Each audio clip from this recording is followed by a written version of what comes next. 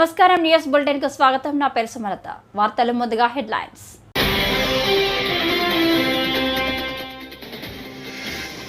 సాంకేతికతతో అగ్రగామిగా ఉన్న ఏపీ ఇప్పుడు ఇంధన రంగ అవకాశాలను అందిపుచ్చుకునేందుకు సిద్ధం. ముఖ్యమంత్రి చంద్రబాబు.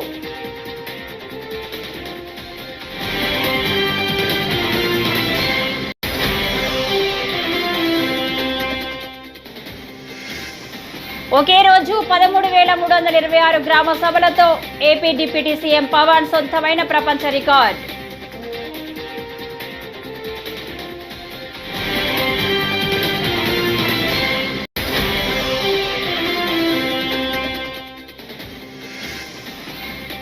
చంద్రబాబు కూటమి సర్కార్ గత ప్రభుత్వంపై విషం చల్లుతుందని మాజీ మంత్రి బుగ్గన రాజేంద్రనాథ్ రెడ్డి మండిపాటు.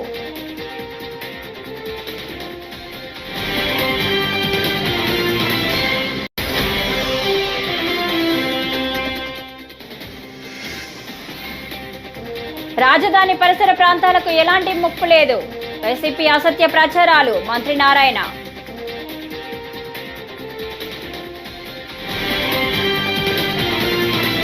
ఇక డీటెయిల్స్ చూస్తే, సాంకేతికతలో అగ్రగామిగా ఉన్న ఆంధ్రప్రదేశ్ ఇప్పుడు ఇంధన రంగ అవకాశాలను అందిపుచ్చుకునేందుకు సిద్ధంగా ఉందని ముఖ్యమంత్రి చంద్రబాబు చెప్పారు. గుజరాత్ గాంధీనగర్లో global renewable energy investors meet and ఎక్స్పోలో ప్రధాని నరేంద్ర మోదీతో కలిసి చంద్రబాబు పాల్గొన్నారు. ఆంధ్రప్రదేశ్లో పునరుత్పాదక ఇంధన ఉత్పత్తి అవకాశాలపై చర్చించేందుకు సమావేశంలో పాల్గొన్నానని సీఎం తెలిపారు. ఇంధన రంగ పెట్టుబడులకు అనుకూల వాతావరణం ఆవశ్యకతలను వివరించినట్లు వెల్లడించారు. ఈ సందర్భంగా సీఎం అభిప్రాయపడ్డారు. వీటన్నింటికీ global renewable energy investors meet కీలకమని పేర్కొన్నారు.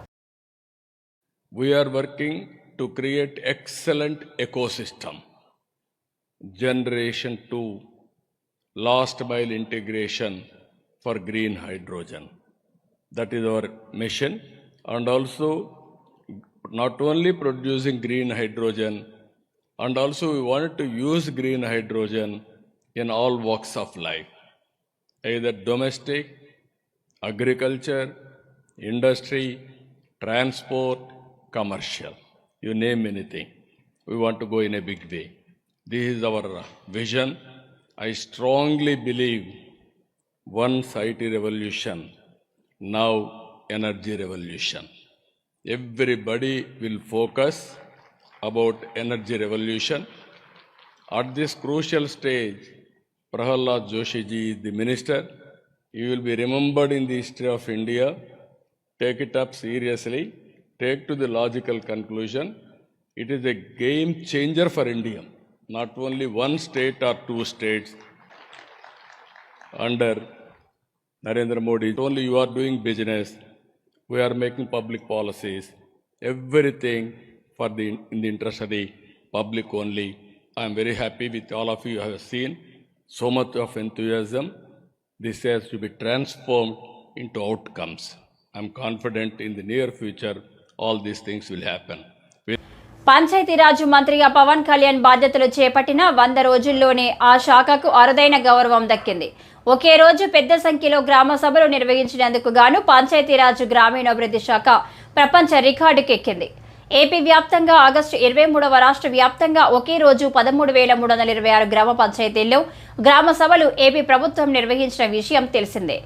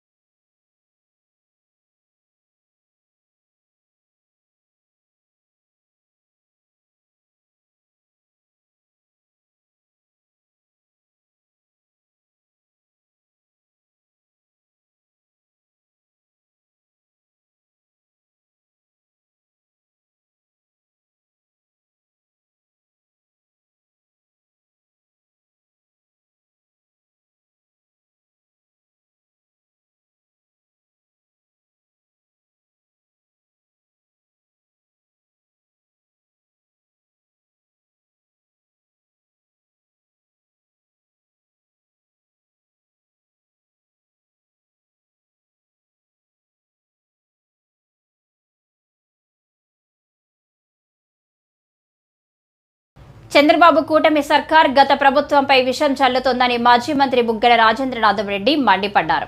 ప్రతిదానికి గత ప్రభుత్వమే కారణమని విషం కక్కుతుందని అన్నారు. ఆయన సోమవారం మీడియాతో మాట్లాడారు. రాష్ట్రంలో కూటమి ప్రభుత్వం వచ్చి 100 రోజులు దాటిపోయింది. ప్రజలకు ప్రభుత్వంపై ఫీల్ గుడ్ రాలేదు. ప్రజల్లో వ్యతిరేకత వ్యక్తమవుతుంది. ఇప్పటి వరకు బడ్జెట్ ప్రవేశపెట్టలేదు. ప్రతిదానికి గత ప్రభుత్వంపై నెపం నెడుతున్నారు. ప్రజలు సూపర్ 6 ఎక్కడా అని ఎదురు చూస్తున్నారు. గుడ్ అంటే ఉత్సాహంగా మొట్టమొదటి ఒక 100 రోజులు ప్రజలందరూ కూడా సంతోషంగా ఉత్సాహంగా ఉండే పరిస్థితి ఏమాత్రం కనపడడం లేదు. కానీ నిజం చెప్పాలంటే 3 నెలలు చాలా త్వరగా సమయము ఒక గవర్నమెంట్ పరిపాలన ఎట్లా చేస్తుంది ప్రభుత్వం అని చెప్పి ఒక జడ్జిమెంట్ చేసేదానికి. కానీ 3 నెలల సమయంలో ఏం సాధించినారని చూస్తే మాత్రము ఇంచుమించు ఎట్లయితే ప్రజలలో ఒక నెగిటివ్ ఫీలింగ్, చాలా నిరుత్సాహంగా, చాలా బాధకరంతో, స్తబ్దతతో ఎన్నికలు వచ్చిన సమయంలో 5 సంవత్సరాల తర్వాత లాస్ట్ 100 సంవత్సరాలు ఏదైతే యాంటీ ఇన్కంబెన్సీ మన రూలింగ్ పార్టీకి ఉంటుందో అటువంటి ఫీలింగ్ ఈరోజు కనపడతా ఉంది. ఇంతవరకు అసలు ఆశ్చర్యం, 4 నెలలైనా కూడా బడ్జెట్ ప్రవేశపెట్టలేదు. అంటే ఏది జరిగినా కూడా గత ప్రభుత్వం. ఇప్పుడు ప్రజలందరూ కూడా చూస్తూ ఉన్నారు కదా, ప్రతి ఒక్కటి వర్షం పడినా గత ప్రభుత్వం, పడకున్నా గత ప్రభుత్వం, ఇంకోటైనా గత ప్రభుత్వం, ఇంకోటి బడ్జెట్ ప్రవేశపెట్టలేకపోవడం గత ప్రభుత్వం అనేది ప్రజలు ఎవరు ఒప్పరు. ఇప్పుడు ప్రభుత్వాలు మారేటప్పుడు 5 సంవత్సరాల తర్వాత 5 సంవత్సరాల తర్వాత ప్లస్సో మైనస్సో ఏదో ఒకటి పరిపాలన కొద్ది జరుగుతుంటుంది. కానీ ఈ విధంగా 4 నెలలైనా కూడా బడ్జెట్ కూడా ప్రవేశపెట్టలేని పరిస్థితి అనేది ఎక్కడుండదు. పైగా ప్రజలు లేకపోతే ఎంతో ఆశతో చూస్తూ ఉన్నారనమాట సూపర్ 6 ఎక్కడ అని. ఎక్కడ పోయినా కూడా ఏ రోజు ఫోన్ ఓపెన్ చేసిన వెంటనే నీకు 15, నీకు 15, నీకు 15, నీకు 18. ఇది వివిధ వ్యక్తులందరూ చెప్పినటువన్నీ కూడా మెసేజెస్. ఇంటింటికి తిరిగి ప్యాంప్లెట్లు పట్టుకొని సంతకాలు పెట్టి ఏదో పట్టభద్రులకు సర్టిఫికెట్గా తెచ్చినట్లు సర్టిఫికెట్లు కూడా అందజేసినారనమాట. వచ్చిన వెంటనే ఎంతమంది పిల్లలు ఉంటే అంతమందికి సరి 15,000. మహిళలకేమో 19 ఏళ్ళు దాటుతానే 18 ఏళ్ళు దాటుతానే నెలకు 1,500, అంటే సంవత్సరానికి 18,000. రైతులకు 20,000, నిరుద్యోగులకు భృతి, 50 ఏళ్లకే పెన్షను. బుడమేరు వరద ఉధృతికి ఎంతో మంది ప్రజలు ఇబ్బంది పడ్డారని మంత్రి నారాయణ అన్నారు. సోమవారం మీడియాతో మాట్లాడుతూ రాజధాని ప్రాంతం మునిగిపోయిందని, వైసీపీ అసత్య ప్రచారాలు చేసిందని, రాజధాని పరిసర ప్రాంతాలకి ఎలాంటి ముప్పు లేదని స్పష్టం చేశారు. రాజధాని నిర్మాణానికి ఇలాంటి ఇబ్బందులు తలెత్తకుండా 3 వాగులని స్టోరేజ్ కెపాసిటీ పెంచుతున్నామని, అందులో భాగంగా కొండవీటి వాగు, పాలవాగు, గ్రావిటీ కెనాల్స్ ను డిజైన్ చేస్తున్నామని తెలిపారు. ఈ క్యాపిటల్ సిటీని నిర్మించేటప్పుడు ఈ నిర్మాణంలో లోపల 3 కెనాల్స్ యాక్చువల్గా డిజైన్ చేసాం. కొండవీటి వాగు, పాలవాగు, గ్రావిటీ కెనాల్, మొత్తం 3 కెనాల్స్ని యాక్చువల్గా అక్కడ డిజైన్ చేసాం. ఈరోజు దానికి సంబంధించిన ఏడీసీ, మన యొక్క అమరావతి డెవలప్మెంట్ కార్పొరేషన్ చైర్మన్ ప్రభుత్వము మరియు మిగతా అధికారులతో యాక్చువల్గా వీటి మీద డిస్కస్ చేశాను. నెక్స్ట్ రైనీ సీజన్ కల్లా ఈ 3 కంప్లీట్ కావాలనే దాంతో యాక్చువల్గా వాళ్ళతో ఈరోజు డీటెయిల్గా డిస్కస్ చేయడం జరిగింది. కొండవీటి వాగు చూస్తే అనంతవరం నుంచి ఉండవల్లి పాయింట్కి వస్తుంది, ఉండవల్లి ఎండ్ పాయింట్. అదేవిధంగా పాలవాగు చూస్తే దొండపాడు నుంచి కృష్ణాయపాళెంకి వచ్చి కొండవీటాగులు కలిసిపోద్ది. గ్రావిటీ కెనాల్ అయితే వైకుంఠపురంకి యాక్చువల్గా వైకుంఠపురం పాయింట్కి డౌన్లోకి పోతుంది. మొత్తం మీద రివర్లో పోయేదానికి, కృష్ణా రివర్లోకి పోయేదానికి 2 పాయింట్లు, ఒకటి ఉండవల్లి, ఇంకోటి వచ్చి మన వైకుంఠపురం. ఈ 2 దగ్గరలో పంపింగ్ స్టేషన్స్ కూడా ప్లాన్ చేశారు. ఉండవల్లి దగ్గర అయితే 12,350 క్యూసెక్స్ వాటర్ పోయేటట్టుగా ప్లాన్ చేశారు, 12,350 క్యూసెక్స్. మళ్ళీ అక్కడ బకింగ్హామ్ కెనాల్లో ఒక 4,000 క్యూసెక్లు పోయేటట్టుగా అదేవిధంగా ఎక్కడైతే వైకుంఠపురంలో 5,650 క్యూసెక్లుగా, అంటే ఎటువంటి పరిస్థితులు ఇవన్నీ కంప్లీట్ అయిపోతే అసలు ఎటువంటి పరిస్థితుల్లో కూడా అమరావతి క్యాపిటల్ సిటీలో ఒక్క చుక్క నీరంటూ ఉండదు, ఒక ఫ్యూచర్లో ఇటువంటి ఇచ్చినా కానీ. ఆ విధంగా యాక్చువల్గా ఇవన్నీ డిజైన్ చేయడం జరిగింది. ఏదైతే కెనాల్స్ యొక్క వెడల్పు డెప్త్ డిజైన్ చేసామో ఎంత. చంద్రబాబు పవన్ కళ్యాణ్ ఎన్నికలకు ముందు స్టీల్ ప్లాంట్ ప్రైవేటీకరణ ఆపుతామని హామీ ఇచ్చిన విషయాన్ని వైఎస్ఆర్సీపీ ఎంపీ గొల్ల బాబురావు గుర్తు చేశారు. ఈ విషయమై ఆయన మంగళవారం మీడియాతో మాట్లాడారు. ఇచ్చిన మాటను పవన్, బీజేపీ నేతలు చంద్రబాబు నిలబెట్టుకోవాలి. పార్లమెంట్లో నేను అడిగిన ప్రశ్నకు సమాధానంగా విశాఖ స్టీల్ ప్లాంట్ ప్రైవేటీకరణ ఆగదని చెప్పారు. స్టీల్ ప్లాంట్ ప్రైవేటీకరణపై చంద్రబాబు, పవన్ కళ్యాణ్ వైఖరి స్పష్టం చేయాలి అని బాబురావు అన్నారు. ఈ యొక్క విలేకరుల సమావేశానికి వచ్చినటువంటి ప్రతి ఛానల్ వారికి, ప్రతి ఒక్కరికి కూడా ముందుగా నా యొక్క నమస్కారాలు తెలియజేస్తున్నాను. ఈరోజు ఈ యొక్క విలేకరుల సమావేశం యొక్క ముఖ్య ఉద్దేశం ముఖ్యంగా ఈ యొక్క మన విశాఖపట్నం స్టీల్ ఫ్యాక్టరీ భవిష్యత్తు మీద గత 3-4 సంవత్సరాల నుంచి విశాఖ ఉక్కు ఫ్యాక్టరీని ప్రైవేటైజ్ చేస్తున్నారు అని చెప్పి భారతదేశంలో మన ఆంధ్రప్రదేశ్లో చాలా వదంతులు, అలాగే అనేకమైనటువంటి విషయాలు మనం చూస్తూనే ఉన్నాం. ఈ మధ్యకాలంలో ఎలక్షన్స్ ముందు కూడా కూటమి నాయకులు శ్రీ చంద్రబాబు గారు, అలాగే జనసేన నాయకులు పవన్ కళ్యాణ్ గారు, బీజేపీ నాయకులు చాలామంది అందరూ కూడా విశాఖ ఉక్కు ఫ్యాక్టరీని మేము ప్రైవేటైజ్ చెయ్యం, మేము ఆపుతాం అని చెప్తూనే వస్తున్నారు. కానీ ఈ మధ్య నేను పార్లమెంట్లో విశాఖ ఉక్కు ఫ్యాక్టరీ గురించి దాన్ని ప్రైవేటైజ్ చేయొద్దని చెప్పి నేను ఒక ప్రశ్న వేయటం జరిగింది. ఆ ప్రశ్నకి జవాబుగా పంకజ్ చౌదరి గారు అనేటువంటి minister of state for finance, ఈ పంకజ్ చౌదరి గారు అనేటువంటి minister of state for finance వారు రిటర్న్గా నాకు రిప్లై కూడా వారు ఇవ్వటం జరిగింది. ఈ లెటర్లో ఉన్నటువంటి సారాంశం ఏంటంటే, ఎట్టి పరిస్థితుల్లో ఏంటంటే గవర్నమెంట్ పాలసీని బట్టి డిస్ఇన్వెస్ట్మెంట్ చేయటం పక్కాగా చేస్తాం. తర్వాత నాన్ స్ట్రాటజికల్ మరి ఆ యొక్క ఫ్యాక్టర్స్ని చూసి తప్పనిసరిగా విశాఖ స్టీల్ ఫ్యాక్టరీ అయితే ఖచ్చితంగా ప్రైవేటైజ్ చేసేటువంటి అంశాల్లో ముందుగా ఉందని చెప్పి వారు ఈ ఆన్సర్లో ఇవ్వటం జరిగింది. ఈ ఆన్సర్ని ఇచ్చిన తర్వాత మా విశాఖపట్నం ప్రజలకి, ఉత్తరాంధ్ర ప్రజలకి, ఆంధ్రప్రదేశ్లో ఉన్నటువంటి ప్రతి ఒక్కరికి కూడా నా విజ్ఞప్తి ఏంటంటే, ప్రైవేటైజేషన్ ఆగటం లేదు. కాబట్టి మనమందరం కూడా విశాఖ. బెంగళూరులో జరుగుతున్న అంతర్జాతీయ ఆటో షో 3వ ఎడిషనల్ చూపర్లను ఆకట్టుకుంటుంది. వివిధ సంస్థలు తాము తయారు చేసిన కొత్త మోడల్ కార్లను ప్రదర్శనకు ఉంచాయి. వింటేజ్ కార్ల దగ్గర నుంచి భవిష్యత్తు తరం కార్ల వరకు ఈ షోలో ప్రదర్శనకు ఉంచారు. దాదాపు 10 ఏళ్ల తర్వాత బెంగళూరులో ఈ ఆటో షో నిర్వహిస్తున్నట్లు నిర్వాహకులు చెప్పారు.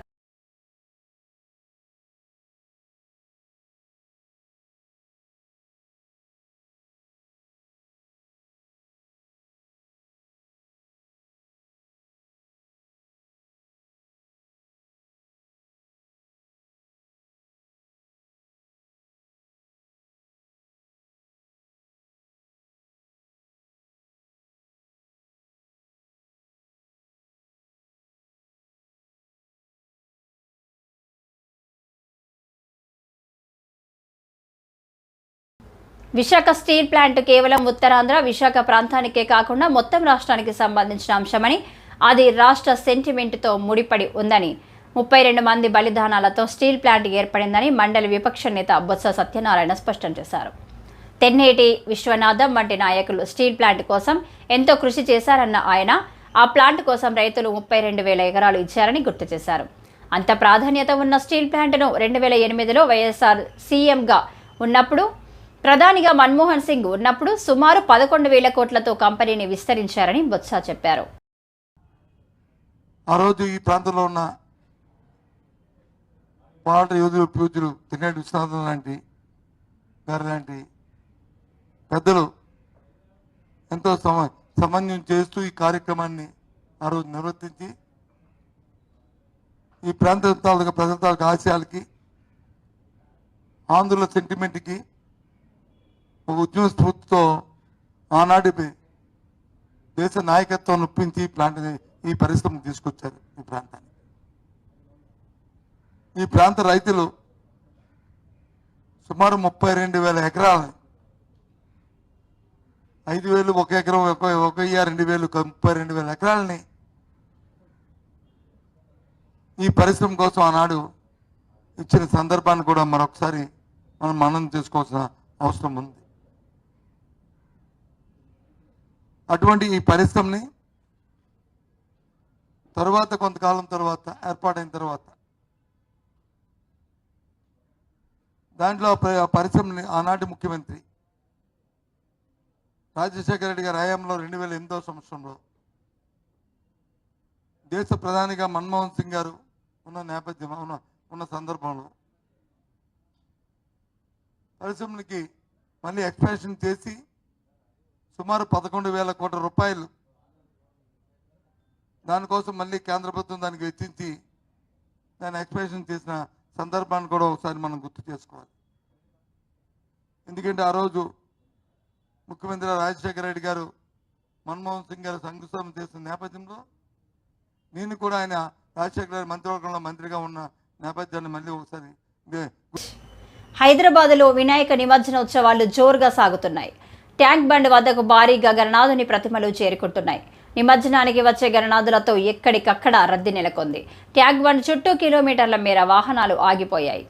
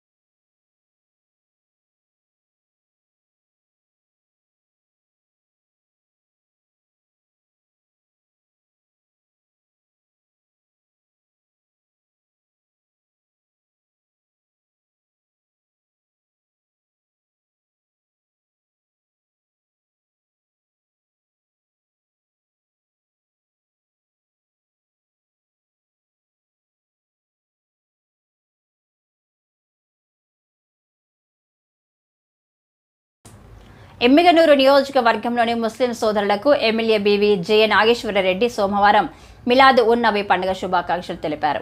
ఈ సందర్భంగా ఆయన మాట్లాడుతూ ఇస్లాం మతంలో ఈద్ మిలాద్ ఉన్ నబీ పండుగను ఎంతో ప్రాముఖ్యత ఉందని, ఇస్లాం మతాన్ని స్థాపించిన చివరి ప్రవక్త ముహమ్మద్ సల్లల్లాహు అలైహి వసల్లం పుట్టినరోజునే ఈద్ మిలాద్ ఉన్ నబీగా జరుపుకుంటారని గుర్తు చేశారు. సోదర సోదరీమణులందరూ ముఖ్యంగా ఈరోజు ముహమ్మద్ ప్రవక్త ఏదైతే వారి జననం మరియు వారు అంతర్లీనం అవ్వడం ఈ పవిత్రమైన రోజే జరిగింది. వారి యొక్క సందేశాన్ని ఏదైతే రాష్ట్ర ప్రజలకు, అదే రకం మా ఎమ్మెగనూరు నియోజకవర్గ ప్రజలకు అందరికీ కూడా వారి బాటలో నడిచే విధంగా మహమ్మద్ ప్రవక్త ఎవరైతే పెద్దలు ఉన్నారో వారు చూపించినటువంటి మార్గాన్ని అందరూ అనుసరించే విధంగా ఎప్పుడు కూడా మత సామరస్యానికి ఎమ్మెగనూరు నియోజకవర్గం చాలా గొప్ప స్థానంగా ఉంది. హిందువులు కానీ, ముస్లింలు కానీ, అన్ని కులస్తులు, అన్ని మతస్థులు, క్రైస్తవులు కానీ ఏ ఒక్క కార్యక్రమాన్ని కూడా బ్రహ్మాండంగా కలిసిమెలిసి జరుపుకునేటువంటి మంచి ఆనవాయితీ ఉన్నటువంటి మా నియోజకవర్గంలో ఈరోజు మిలాడ్ నబీని మైనారిటీ సోదరుల మధ్యలో జరుపుకోవడం చాలా ఆనందంగా ఉంది. వారికి మరొకసారి శుభాకాంక్షలు తెలియజేస్తూ సెలవు తీసుకుంటాం. ఈ వార్తలు ఇంతటితో సమాప్తం. నమస్కారం.